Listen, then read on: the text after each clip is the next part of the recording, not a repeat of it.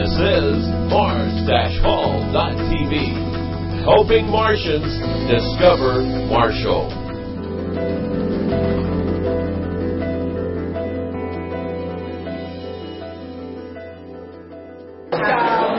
It's also not produced at the night.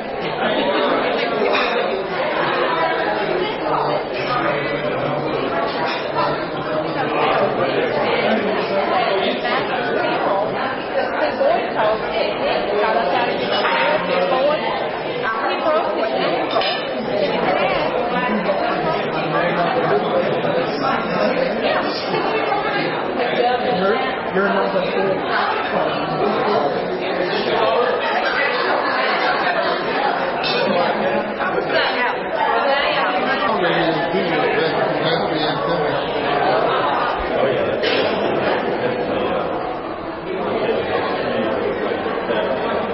You're Howard's son. Yes, sir. And how are you in the pecking order? I'm the youngest of the 4 children. I've got an older sister, Phyllis. I've got a older brother, Lee, and a middle brother, Larry. And what was it like growing up with an artist? He was very patient. I'll tell you that. Having 4 children and three sons, he was very patient with us a lot. Did you get into any art? My art form is I'm a chef, so my art form is in order of food. So I do a lot of food and things like that. My older brother Lee, he has a little bit of artistic ability in him, but he does it with music videos and things like that. Is there some of his art that you remember or have a good feeling about or remember? Oh, I've got several paintings in my personal collection from my father that we painted as a family or as a group that, we're all in the room telling to add this color, add that color, and it was just real fun doing that as kids growing up. You were mentioning that he loved teaching the kids every year. As my father got older, one of the more important things that got into his life was actually doing the school, working with the children in the elementary schools and stuff, and he would actually, schedule his year around the weeks he had children's classes because those meant so much to him because he could affect the young person's life with art, which is what his life was about. The paintings that you have in your collection, tell me about one or two of them and what. Well, I just picked up one 2 days ago out of it. That's a picture of my childhood boots that I had, and he did a painting of my boots. And when I found it, it brought back memories of me running around in the neighborhood in those boots that I had. But I feel like I never took them off. That's why he knew it. Then there's another one of me when I'm about 10 years old that we went to a petting zoo and I have a goat in my arm, and he painted that picture and it's in my collection. It's just little things like that I have that mean a lot to me. Was he always a painter? Actually, a lot of people don't know it. For 15 to 20 years, he was a professional bass fisherman. That he actually toured with the Cowtown 100 Bass Club. He was a field tester for Mr. Twister lures, so every month he would get a big box of free lures and he would go out and fish with them all week and come back and tell them how they did. So, and it was after when he retired from General Motors that he became a full-time artist. But he's always had art in his blood.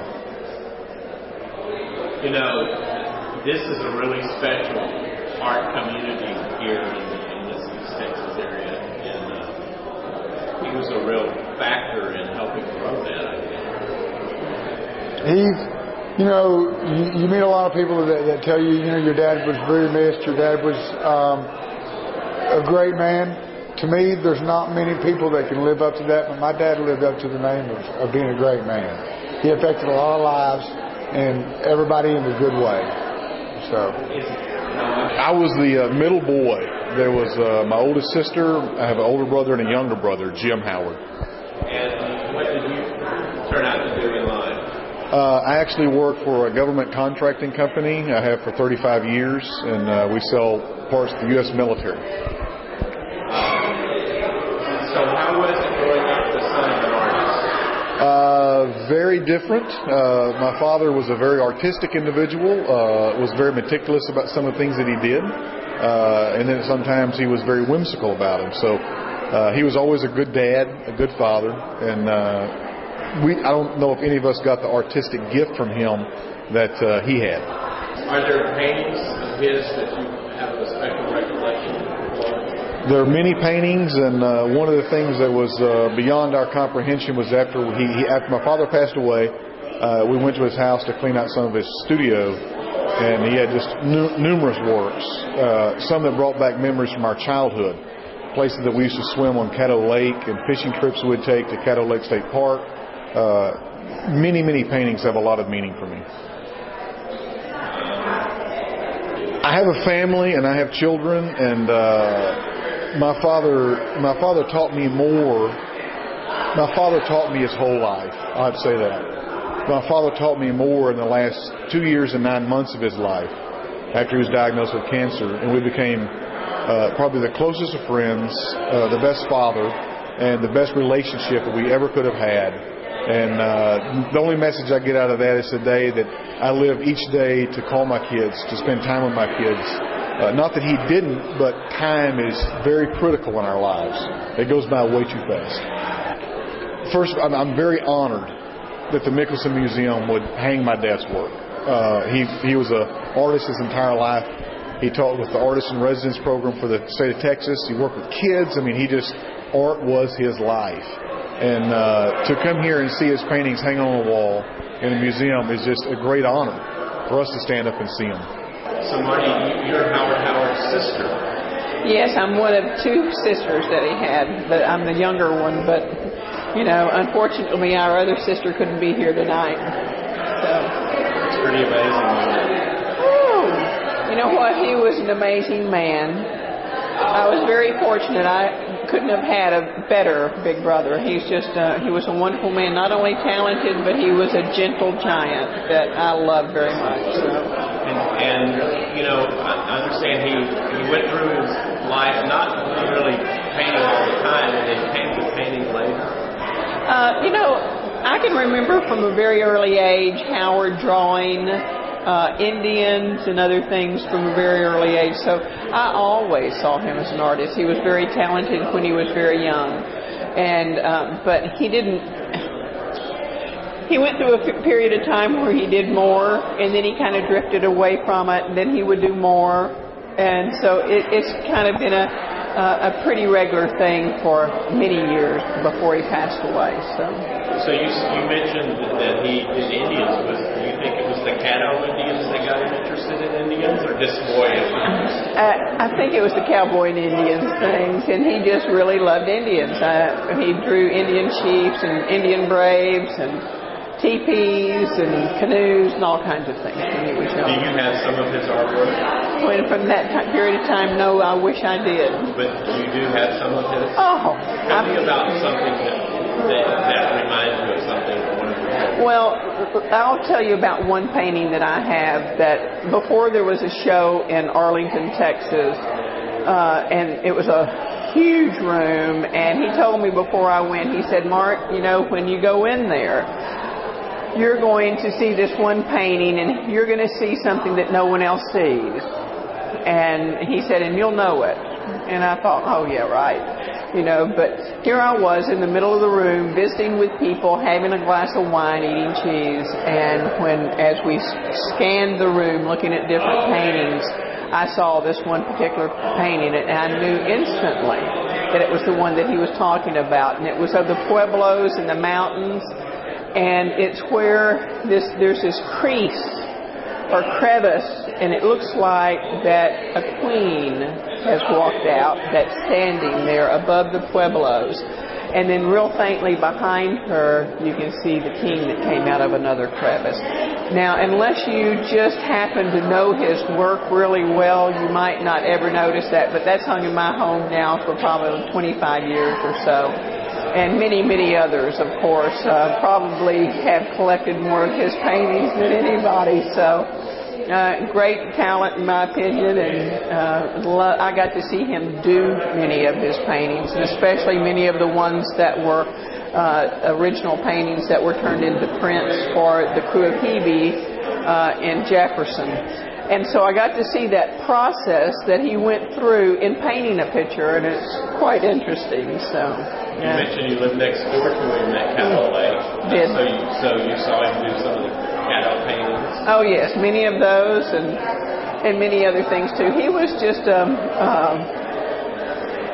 he could just paint something in just no time. You know, he could do a sketch and paint it, and so he was a great neighbor also. You know, I miss getting to, as I come in from fishing, getting to see him sitting there on the porch and stuff, but really a great guy. Just miss him, and so grateful that he was a part of my life. What do you think about this event tonight and honoring him? Oh, I think it's wonderful. Susan Spears, director here at the Michelson, and then Diane Jones that helped her hang this. He hung many events with them, and so it's wonderful to know that they actually hung this for him. It's quite touching. And so since you lived around here, you sort of knew how many people really cared about him and yes. thought the same thing you do about him. Oh. Yeah, he truly was loved. You know, not only for his work, but also because of who he was. And like I said, he was just a gentle giant, a great guy, great words of wisdom. And so I think that he touched a lot of people. One of the things that was really interesting about him was his residency artist program that he did in the schools in this area. In 4th grade. It was really great. He touched a lot of young children's lives and for good about art, and that was great. So I have some pictures of one of those events back there that I'll probably try to cut in here some. Exactly. You know, and ran into one of the people that's in the school system now in the art department at one of the schools, and she just spoke about, she just mentioned his name, and everybody just lights up. So he had a profound effect in that arena too, and into young people's lives, and that's a really good thing. It's also not produced at the